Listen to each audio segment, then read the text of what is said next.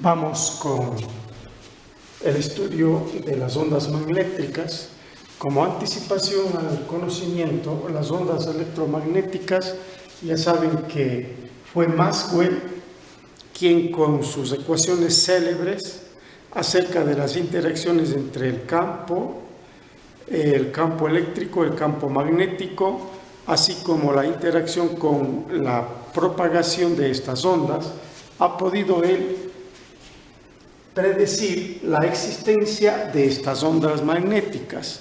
Y también ya habíamos analizado que estas ondas magnéticas tienen la característica de ser transversales, es decir, en el sentido de que no son longitudinales, sino más bien actúan en una forma de arriba hacia abajo y cuya acción es de forma perpendicular a uno de los ejes del campo, o si es magnético, a uno de los ejes de la electricidad, que su forma de propagación no necesita medios, ni de aire, ni de conducción, ninguna otra específica como el agua, etcétera, sino que simplemente es su forma continua de una onda de campo magnético a una onda de campo eléctrico, a una onda de campo magnético y a una de campo eléctrico.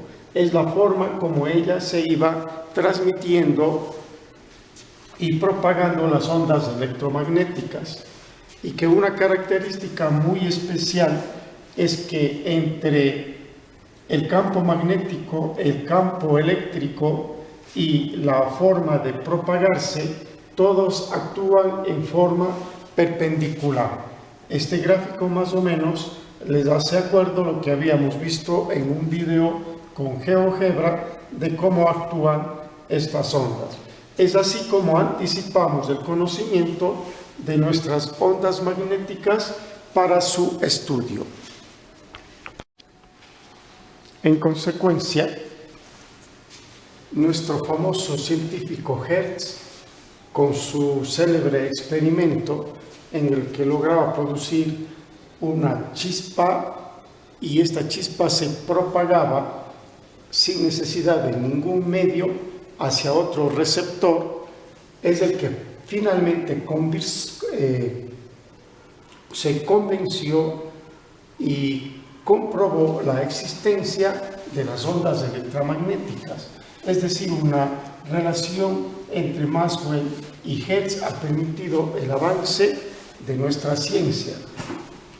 Con el experimento de Hertz, lo que se logra es saber cuál es el origen de las ondas electromagnéticas, cómo se producen, cómo se consigue, en el sentido de que una fuerza electromotriz logra ser acelerada. ¿Y cómo se logra acelerar una frecuencia electromotriz? A través de diferentes formas y diferentes métodos que lo van describiendo poco a poco la ciencia y que se originan pues en los transformadores, en los resistores, en las antenas, en los codificadores, en los decodificadores. Se va formando una aceleración o desaceleración de las ondas electromagnéticas. Asimismo, él verificó que la variación entre el campo eléctrico, de una forma que un momento que se crea un campo eléctrico, se crea asimismo un campo magnético. Si tenemos un campo eléctrico, supongamos de rojo, se crea inmediatamente un campo electromagnético, digamos el de negro, y nuevamente se creará un campo eléctrico sucesivamente, formando esta cadena de propagación. Gracias a esa variación ha sido posible los muchos inventos que la ciencia nos ha realizado. Como ya sabemos que para su propagación de las ondas electromagnéticas no necesitan ningún soporte material, es lo que a nosotros nos ha facilitado el invento de los celulares, la televisión, la radio, las telecomunicaciones entre el aeropuerto y las naves, entre los barcos y los puertos marítimos, nos han ayudado mucho gracias a que Hertz y Maxwell han logrado sintetizar las ondas electromagnéticas. Al mismo tiempo, Hertz logró verificar que los campos magnéticos y los campos eléctricos no son permanentes, varían, y no solamente varían de posición, sino varían también con el tiempo. Estas características de las ondas magnéticas es lo que ha permitido aprovechar todo su bagaje en la aplicación que hoy el hombre tiene, desde la metalurgia hasta la medicina.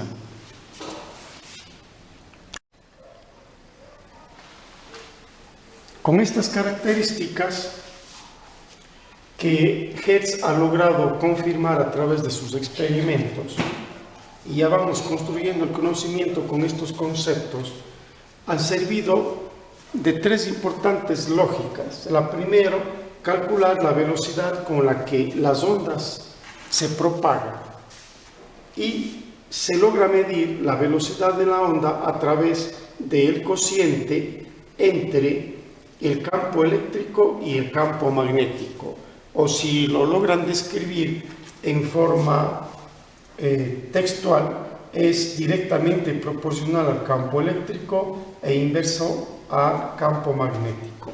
Pero esta fórmula nos ha llevado a que la velocidad de la luz sea calculada con absoluta precisión, en el sentido de que la velocidad de la luz en el vacío es a 1 sobre la raíz cuadrada de la constante dieléctrica multiplicada por la permisibilidad magnética. En este sentido, hemos podido ver que la constante dieléctrica para medir la velocidad de la luz ha tenido un valor de 8.854 exponente menos 34, con un al cuadrado por Newton y por metro cuadrado, y que asimismo la constante de permisibilidad eléctrica nos ha dado un valor de permeabilidad eléctrica, es un valor de 4pi exponente menos 7 Tesla por metro sobre amperio, o si no como exponente negativo, Tesla metro sobre amperio, lo cual le dejo como práctica de estudiante para que, reemplazando estos datos, ustedes verifiquen que la velocidad de la luz tiene 2.99, exactamente 2.99.795.637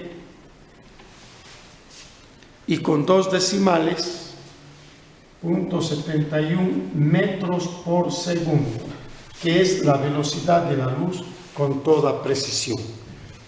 Así también se logró medir la longitud de la onda a través del producto entre su velocidad y el periodo de la onda.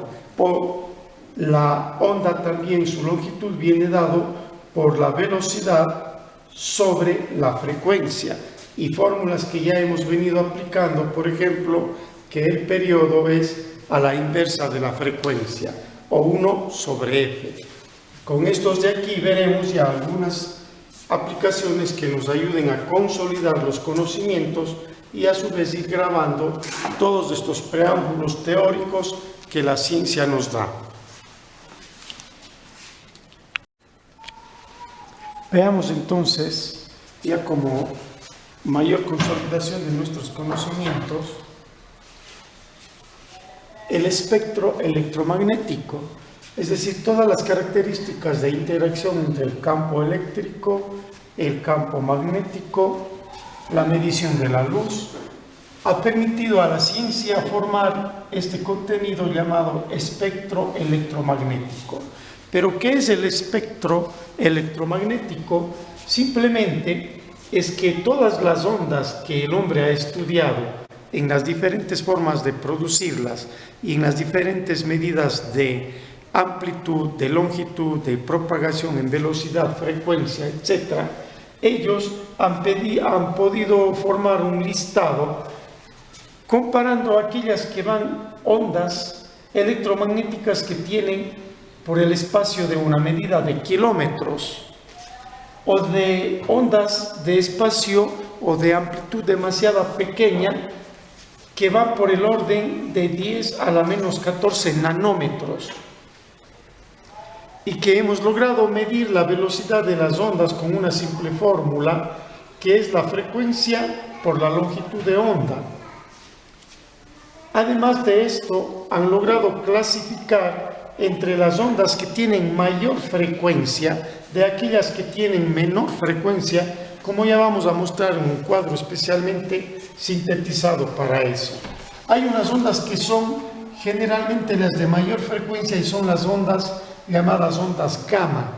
Y estas ondas gamma solamente las tienen las estrellas pulsares en el espacio, o las estrellas supernova, o el famosísimo agujero negro, que lo han venido estudiando ya de hace tiempo atrás, y como ustedes ya si un poco investigan, podrán ver que es un fenómeno que inclusive ha llegado a profundizar la fe en el conocimiento de Dios. También han logrado ordenar estas longitudes de ondas, las más pequeñas, y que han resultado en los rayos X, aspectos que nosotros, como ya hemos visto, lo utilizamos en la medicina y que lo vamos a explicar mejor con el cuadro, hasta ondas de mayor frecuencia, que pueden ser los mismos rayos X, porque la idea es que mientras menos longitud de onda, la frecuencia tiende a repetirse más insistentemente. Entonces hay una propiedad general en la que a menos longitud de onda hay más frecuencia de las ondas. A mayor longitud de onda, como aquella de kilómetros, la longitud de onda tiende a ser menos frecuente. Así sabemos que, por ejemplo, las ondas de mayor longitud son aquellas que se utilizan para comunicarnos a través de la radio, ya sea en la forma de frecuencia modulada o aquella de amplitud modulada. Sabiendo ustedes aquí un fenómeno, por ejemplo, la radio de amplitud modulada es la que más alcance tiene en cuanto a la emisión de la comunicación. ¿Por qué? Porque siendo una onda de la medición de kilómetros, en el orden de kilómetros, puede ir pasando por una montaña a grandes pasos y cubre la señal por todo el espacio. En tanto que la frecuencia modulada, que hay ciertas radios de frecuencia modulada, o también son frecuencia modulada las ondas que utiliza la televisión, son de ondas de menor frecuencia, de menor amplitud, por lo tanto de mayor frecuencia. Pero estas ondas, a diferencia de las de mayor amplitud, no pueden atravesar una montaña. Hay que interferencia y, por ejemplo, la señal no llegaría a este lugar porque esta montaña le tapa. Así se va viendo con el pasar del tiempo, como ya tenemos ondas para los celulares, que gracias a la comunicación de los celulares, hoy el mundo está prácticamente interconectado.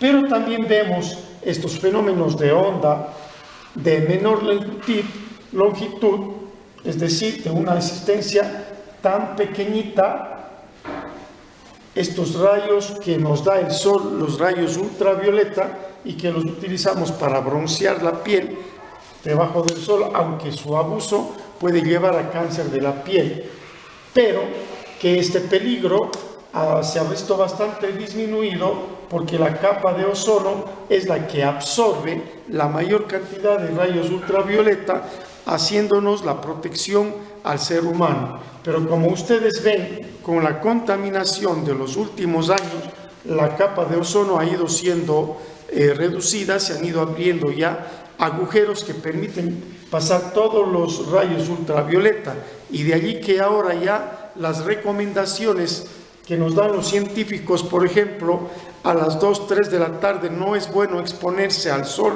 es bueno el sol de la mañana y no por más de 10 minutos, porque ya la protección de la capa de ozono ha sido bastante disminuida. Asimismo, hemos averiguado que los celulares lo que utilizan son este tipo de ondas de alta frecuencia, por lo tanto de menor amplitud, pero sin embargo el excesivo utilizar de estos aparatos pueden provocar en el ser humano graves daños, así que por eso no nos recomiendan. Inclusive las personas enfermas de sobrepeso suelen llevar marcadores o marcadores de pasos para su corazón.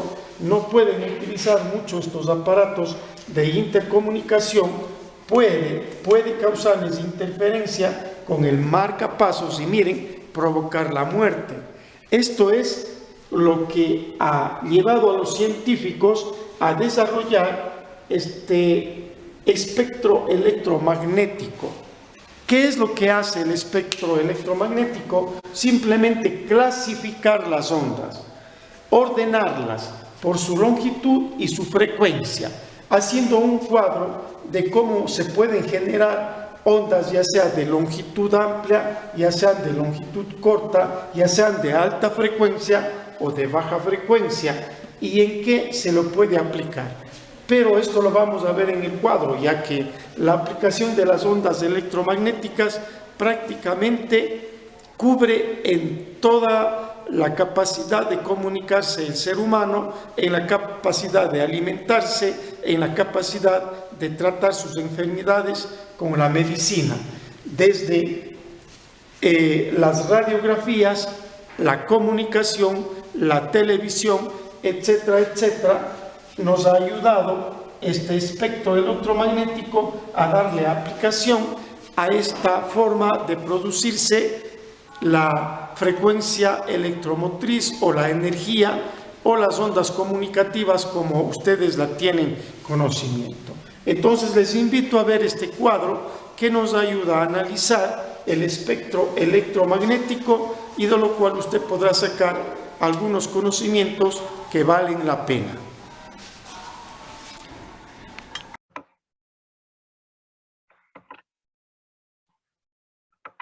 Buenos días, señores estudiantes. Entonces, les invito a ver el espectro de radiación electromagnético y sus aplicaciones. Ustedes ven en la pantalla una clasificación de la radiación. En realidad, todos los fenómenos de comunicación, los fenómenos que aplica el hombre en la medicina y alimentación, son fenómenos de radiación.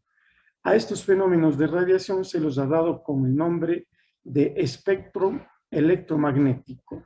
Y ya ustedes saben de dónde viene el fenómeno electromagnético. Todas estas ondas que ustedes les ven aquí, en este caso es una onda larga, hasta que llegamos a medianas, a muy cortas y de muy alta frecuencia. En realidad son radiaciones. Y todo tipo de comunicación, la televisión, hasta el celular, las radiografías, hasta la medicina que se utiliza en el caso del cáncer, les conocemos con el nombre de radiación, aunque en la física nos han puesto como el espectro electromagnético. Entonces, miremos, por ejemplo, que la longitud de onda viene desde el orden de 10 a la 3, es decir, desde kilómetros de longitud. Como podemos ver aquí abajo, son estas ondas de kilómetros de longitud, las de radio AM y también de FM en más baja. Los celulares y los radares que utilizan para detectar el vuelo de los aviones o el navegar marítimo también de los barcos en el mar. Y asimismo hay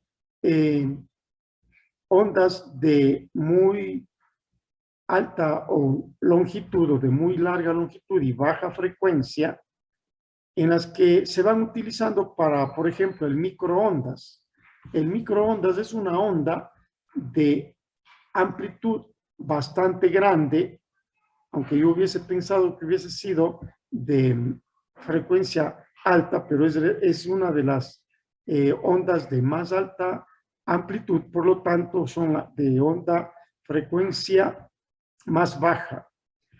El sistema de comunicación para el Internet, miren que tiene un onda de 2.4 gigahercios, que es la frecuencia, es decir, es una frecuencia bastante baja en comparado de las que tenemos acá, pero que siempre se están utilizando este tipo de frecuencias, es decir, desde 10 a la menos 3, es decir, 0,0001 megahertz hasta el orden de 10 a la menos 9, nosotros tenemos una frecuencia de ondas utilizables en la comunicación y en los microondas.